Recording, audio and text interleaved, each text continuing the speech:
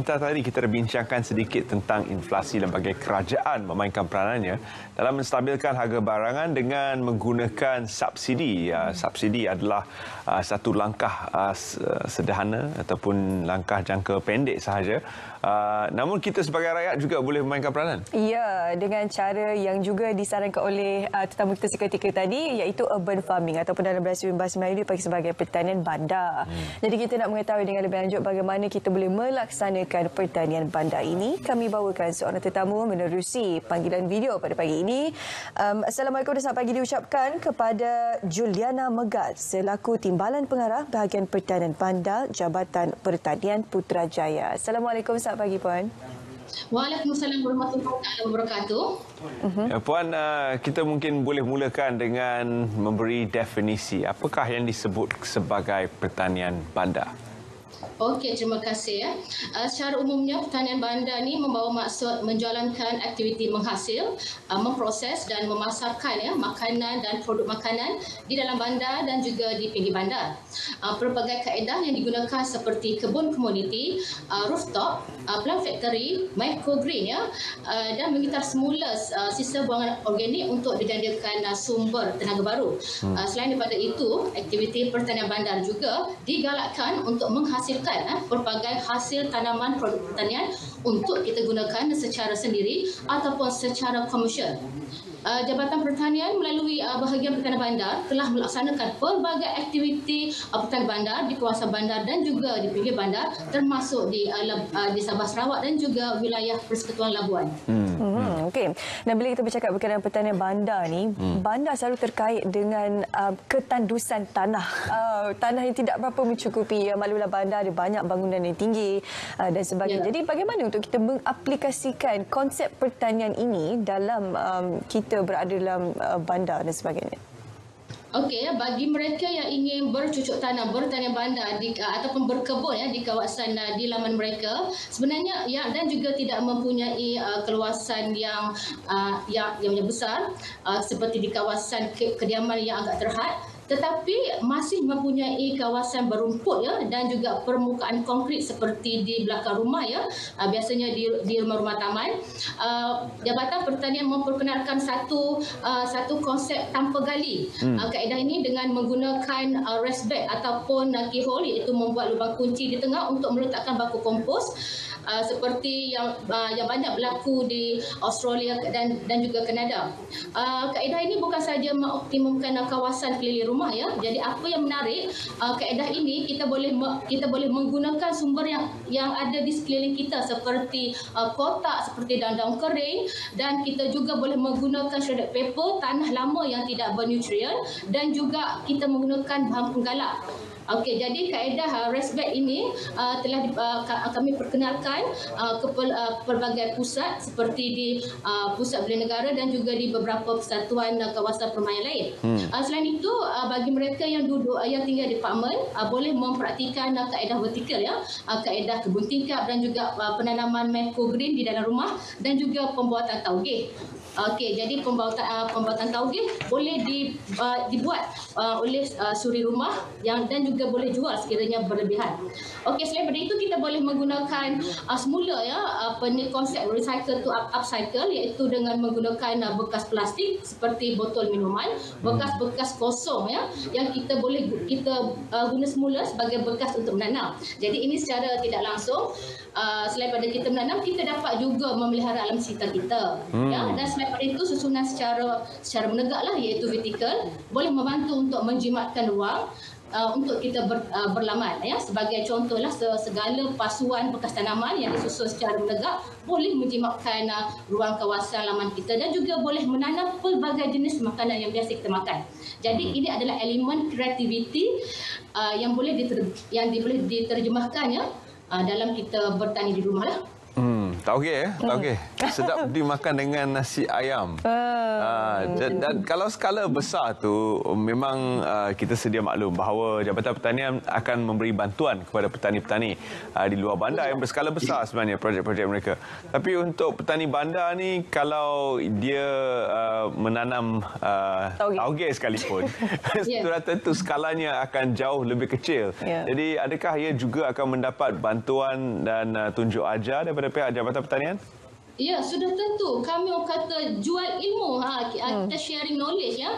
Jabatan Pertanian sentiasa mengadakan siri-siri latihan secara teori hands on kepada mereka dengan percuma ya, sebab kami di Jabatan Kerajaan memberi khidmat secara percuma, dan selain pada itu memberi khidmat teknikal, pemantauan secara berterusan dan memberi bantuan galakan berbentuk input pertanian bagi mereka yang menyertai secara berkelompok, iaitu secara komuniti. Dan adalah digalakkan bagi mereka yang ingin memulakan aktiviti pertanian, penanaman di kawasan kediaman mereka dan bergerak secara kebun komuniti ya, seperti mana di kebanyakan negara di luar sana, minimumnya adalah 10 orang ya. Ini sedikit sebanyak dapat menggalakkan ya bagi penglibatan masyarakat setempat untuk berkecimpung di dalam bidang penanaman, dan juga secara tidak langsung boleh menarik minat mereka yang kurang minat menjadi minat kalau dibuat dalam bentuk kumpulan macam tu. Ya. Okey. Cumanya bila kat rumah ni satunya tadi cabarannya tanah. Okey, tak apa, boleh diselesaikan atas apa tip yang dikongsikan tadi. Jenis-jenis pokok pula yang sesuai untuk ditanam di urban farming. Takkan kita nak tanam pokok getah pula contohnya kan? Besar tinggi kan, pokok durian kan. Jadi apa jenis-jenis tanaman yang sesuai untuk ditanam? Betul. Apa yang kita biasanya tanam dan kita syorkan kepada mereka yang di bandar adalah apa yang kita biasa makan, apa yang kita biasa beli di pasar. Ya, antaranya sayuran singkat masa ya, dalam masa 30 ke 40 hari seperti seled, seperti sawi, bayam, kangkung dan juga tanaman buah seperti cili, tomato, terung kan. Okey. Limau kasturi, limau purut, pandan, banyaklah kan. Dan ulang-ulangan seperti salem, ular raja dan juga pegaga. Jadi sebenarnya dengan kita tanam sendiri, so kita bukan saja boleh mengurangkan kos, kita tak perlu nak keluar buang masa. Ya. Ya, betul. Petik je terus masak terus makan. Lagipun kita nak guna hanya beberapa helai saja. Ya, betul. Jadi selain daripada Kuala Lumpur mungkin selepas ni akan menjadi bandar pertanian bandar, tetapi selain daripada Kuala Lumpur, apakah negara-negara lain yang mengamalkan pertanian bandar seumpama yang disebutkan oleh puan tadi? Ya, okey ya. Aktiviti pertanian bandar ni sebenarnya satu aktiviti yang universal, yang bukan saja dilaksanakan di negara kita, malah di beberapa negara di luar sana ya, seperti contoh ya Argentina ya, sepanjang 2 dekad yang lalu, iaitu pada tahun 2001 mereka mengalami kejatuhan ekonomi. Jadi sebahagian daripada proses pemulihan ini, Bandar Rosario ya melancarkan projek pertanian bandar yang berkembang maju ya, contoh program pertanian bandar Rosario. Dia bermula kecil dan sehingga kini berkembang hampir mengeluarkan 2,500 tan setahun. Jadi semua tanaman ini dikerjakan secara organik lah, dan juga boleh menghiasi landscape bandar. Selain pada itu, di Melbourne, Australia yang berkepadatan 4 juta penduduk, mereka mempraktikkan amalan membuat kompos ya sebagai baja utama tanpa menggunakan baja sintetik. Jadi konsep kebun komuniti dan ruang kosong di jalan raya yang dinamakan kebun jalan. Kedua negara ini mempraktikkan secara 100% penggunaan raised bed ya, kerana penggunaan raised bed dari material kayu cedar dan juga redwood kukuh dan tahan lama ya, di samping mudah menguji hasil, pada masa yang sama dapat merawat dan memulihkan tanah bandar. Dan landscape persekitaran juga menjadi cantik. Dan seterusnya contohnya adalah negara Kanada ya, yang mempraktikkan konsep cottage garden, iaitu konsep kebun dapur yang mengandungi 4 elemen, iaitu sayur, buah, herba dan juga bunga hiasan ya, untuk mencantikkan kawasan di kalangan mereka yang bekerja ya. Di Kanada mereka yang bekerja sempat lagi tanam. Dan contoh satu lagi ya, di Medellin, Colombia, melalui pejabat datuk bandarnya telah menggalakkan pernyataan penduduk bandar yang mempunyai sekurang-kurangnya 10 meter persegi boleh mengambil bahagian dalam program tu. Jadi mereka juga dibekalkan, diberi percumalah peralatan, benih, tunjuk ajar, bengkel untuk menyertai kursus tanaman, rawat tanah dan juga untuk menyelenggara lah. Dan contoh satu lagi ya, di negara ASEAN, Singapura, Filipina dan juga Indonesia lah selain daripada kita di Malaysia. Jadi semuanya objektifnya sama, iaitu untuk kegunaan sendiri. Dan lebih mereka boleh jual dan boleh menyumbangkan sumbangan kepada masyarakat setempat lah. Okey. Kita risau nanti ada yang tanam cannabis pula kat Malaysia. Pun farming ke tanam sendiri. Sebab dekat Thailand dah boleh pakai cannabis kat Malaysia insyaAllah nanti. Okey, satu lagi nak cakap berkenaan dengan tanaman ni. Bila kat bandar, faktor pencemaran lah kan. Udara, tanah, ada banyak kilang dan sebagainya. Jadi macam mana ni? Kita perlu mengambil kira faktor-faktor pencemaran ini sebelum kita memulakan penanaman. Betul, bercakap pada tidak dinafikan ya, aktiviti pembangunan seperti sisa kilang ya, dan juga pokok-pokok yang dah telah lanjut usia ya. So tidak menjadi masalah untuk aktiviti pertanian bandar ni. Kita boleh buatnya secara yang saya beritahu tadi adalah secara resbed lah. Walaupun tanah itu tidak sesuai sebab kita tidak perlu menggali tanah. Jadi sebenarnya banyak kaedah, antaranya ialah selain daripada dalam pasu ya, yang selama ni kita memang praktikkan, kita boleh guna tanpa tanah. Kita jadikan hidroponik, fertigasi ya, sebagai kaedah menanam. Okey, contohnya kalau kita nak juga guna kawasan yang tanah tidak subur, sebenarnya yang kita namakan sebagai desktop soil ya, kita perlu rawat tanah tu terlebih dahulu yang kita panggil konsep rejuvenasi, meremajakan tanah tersebut ya, dengan membuat pengapuran, kita tambah penggalak tanaman untuk mempercepatkan ataupun dalam tanah tersebut mengandungi mikroorganisma baik ya, supaya dia boleh menyuburkan tanah tersebut. Macam tu.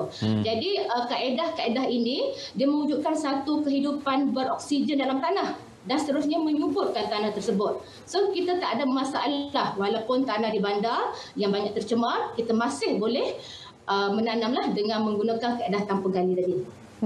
Okay.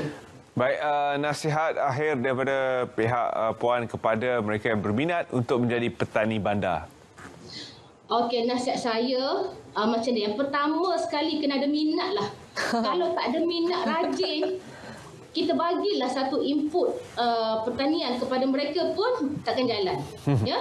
Dan satu lagi, orang kata keinginan untuk mendapatkan ilmu penanaman. Ya, apatah lagi ya, kita sebagai Muslim ya, tanaman dan kehidupan adalah satu perkara yang berkaitan antaranya ya. Analoginya percambahan adalah proses kehidupan di muka bumi sebagai bukti kekuasaan Allah mentadbir alam sekitar. Jadi kita hendaklah melihat keunikan percambahannya biji benih sebagai bentuk keimanan kita pada Allah. Ya, dalam Quran sendiri ya terdapat 44 ayat yang berkaitan amalan pertanian. Jadi kita perlulah orang kata apa? Tanam sendiri apa yang kita nak makan. Okey. Dan satu lagi, ini merupakan amalan bertani adalah satu amalan yang begitu lama ya, bermulanya tamadun di dunia ini. Jadi kita tanamlah sendiri makan sayuran kita dan sekiranya lebih boleh menggana pendapatan. Okey, baik. Dan pasti kena green finger lah. Takut ada kata tangan panas nanti tanam tak jadi pula kan. Ya, tanam 10 untuk hidup. Itulah. Dia penting ada minat lah, dan hubungi pejabat petani yang berdekatan lah untuk mendapatkan khidmat nasihat ataupun dengan email dan surat kepada pengarah bahagian petani bandar Jabatan Petanian Putrajaya lah. Okey, baik. Kita doakan yang terbaik untuk satu lagi cadangan untuk membantu mengurangkan inflasi ini. Terima kasih kita ucapkan kepada Puan Juliana kerana sudi bersama kami. Sama. Dan harapan kami semoga akan ada lepas ni beberapa orang petani bandar yang mencipta nama mungkin di peringkat yang lebih jauh lagi.